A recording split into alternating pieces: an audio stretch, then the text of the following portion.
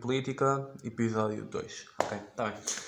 Vamos a mais um vídeo, pessoal. No vídeo passado exploramos um bocado como é que o mercado funciona a alocar recursos e, portanto, neste vídeo vamos tentar perceber como é que o mercado funciona naquilo que é as interações entre a procura e a oferta. Ou seja, como é que aquilo que os consumidores querem passa de alguma forma para os fornecedores, como é que aquilo que os fornecedores fornecem, lá está, passa para os consumidores e como é que se gera o preço no meio disto tudo. Em primeiro lugar, vamos ver então a lei da procura. A lei da procura diz-nos que quando o preço de um bem sobe, a procura por esse bem vai diminuir. Porquê? Porque ficou mais caro, menos pessoas vão querê-lo, vão tentar arranjar outras formas de satisfazer a sua necessidade.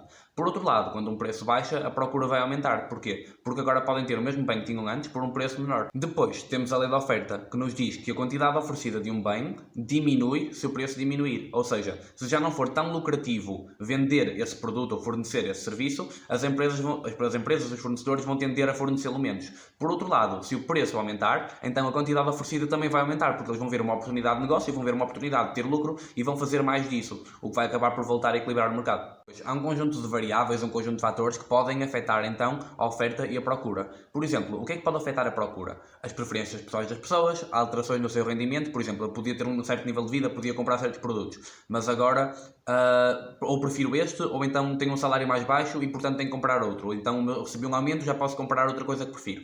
Portanto, há várias coisas que afetam. Existe também a expectativa. Por exemplo, se eu achar que vai haver uma promoção para a semana que vem, se calhar não compro tanto deste produto agora, porque posso comprá-lo para a semana em promoção. A oferta também pode ser afetada. Por exemplo, se agora eu tiver um avanço tecnológico que me permite produzir mais, eu vou poder vender ainda mais, vou poder ter ainda mais lucro. Portanto, o mercado acaba por ter mais abastecimento disso.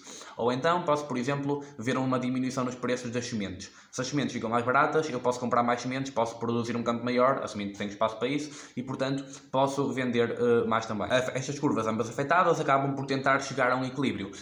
Um equilíbrio chama-se um equilíbrio do mercado, tem-se quando a oferta é igual à procura, ou seja, há 10 pessoas à procura de um produto e há 10 pessoas a fornecer esse produto, ou há 10 produtos fornecidos, portanto toda a gente tem as suas necessidades suprimidas, toda a gente está feliz.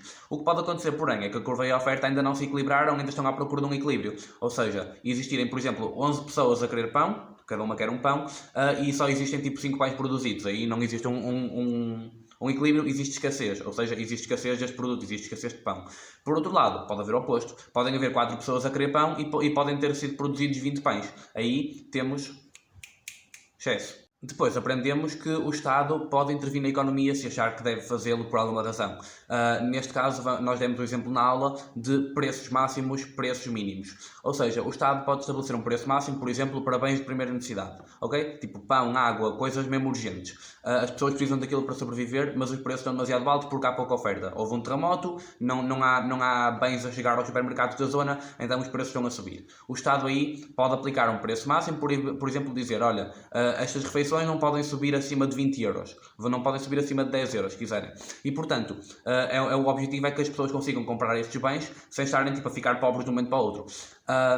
O que acontece, porém, é que se não há oferta para todos e se o preço vai estar a ser controlado, não vai haver um incentivo dos produtores para se apressarem a produzir aquilo. Porquê? Porque nunca vão ter um lucro tão grande como podiam ter.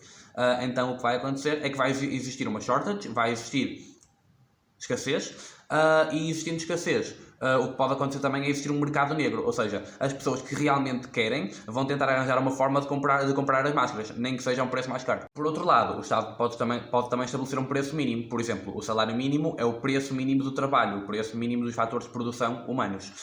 Isto significa que também existirá então um certo excesso desta vez. Se estamos a estabelecer um mínimo, vai haver um excesso.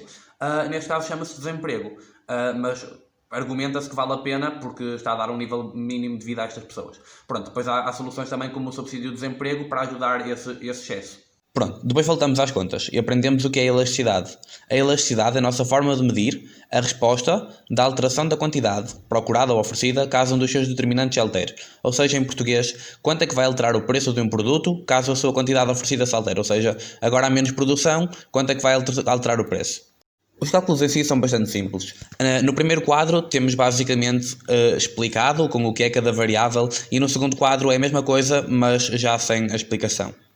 Em que é que isto consiste exatamente? Vamos olhar para o primeiro quadro. Quando nós subtraímos o preço final e o preço inicial, o que nós estamos a ver é a alteração. Quanto é que o preço alterou? E depois a dividi-lo pelo preço inicial, ou seja, a ver quanto é que essa alteração é em porcentagem do todo. Qual é a porcentagem de alteração? Quanto à parte de baixo, é exatamente a mesma coisa. Temos a quantidade procurada, que se alterou, e temos que ver quanto é que essa alteração representa no inicial.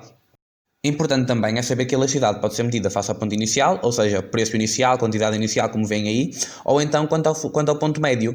Medir a elasticidade face ao ponto inicial tem a vantagem de comunicar um impacto mais legível da alteração, ou seja, nós percebemos em que percentagem é que se alterou do inicial.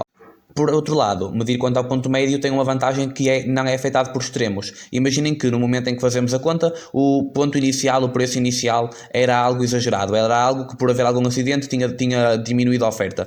Portanto, assim estamos a ter em consideração os valores médios e não eventuais casos extremados. Para calcular quanto ao ponto médio, basta substituir preço inicial, PI, por aquela expressão ali em baixo. Basicamente, um mais o outro dividido por 2, igual com a parte vermelha. Quanto à interpretação, então, podemos ver que se a elasticidade for maior que 1, diz-se que o bem medido é elástico. Se a elasticidade for inferior a 1, diz-se que o bem medido é inelástico. E depois isto significa, basicamente, que no extremo zero, a pessoa ia pagar qualquer preço pelo bem. Por outro lado, se for mesmo muito superior a 1, o que vai acontecer é que a mínima alteração no preço, a mínima subida no preço, e as pessoas já não vão querer esse bem. Convém então ver que fatores é que mexem na elasticidade do preço. Em primeiro lugar, temos a exigência de bens substitutos, ou seja, se o preço de algum subir, eu posso sempre comprar algo parecido. Depois temos o grau de necessidade. Eu posso muito mais fácil substituir bens de luxo do que bens alimentares básicos, porque eu preciso deles para sobreviver. Depois temos os atributos do mercado e o horizonte temporal, que é basicamente a distância que eu tenho que percorrer até obter o produto substituto, ou então o tempo que eu tenho que esperar até um substituto estar válido, etc. E por fim temos o peso no orçamento, porque eu vou-me preocupar muito mais em substituir coisas super caras, por exemplo, substituir a renda de casa. Se a renda de casa aumentar, eu posso procurar uma casa melhor. Por outro lado, se o café subir um bocado o preço, se calhar não faz tanta diferença e não me preocupo em substituí-lo. E já que vimos então o que é um bem substituto, podemos também ver o que são bens inferiores. Um bem inferior é aquele que aumenta a sua procura quando os rendimentos estão mais baixos, ou seja, há uma crise, as pessoas têm mais tendência a comprar, por exemplo, produtos marca branca, roupa na feira, etc. Depois temos os bens complementares, que são bens que têm uma procura associada, ou seja, se eu comprar uma máquina de café, normalmente também vou comprar as cápsulas, logo estão associados. Bens normais, temos por exemplo bolachas Oreo. Se eu tiver mais dinheiro, se eu receber um aumento, eu vou gastá-lo a comprar mais bolachas Oreo.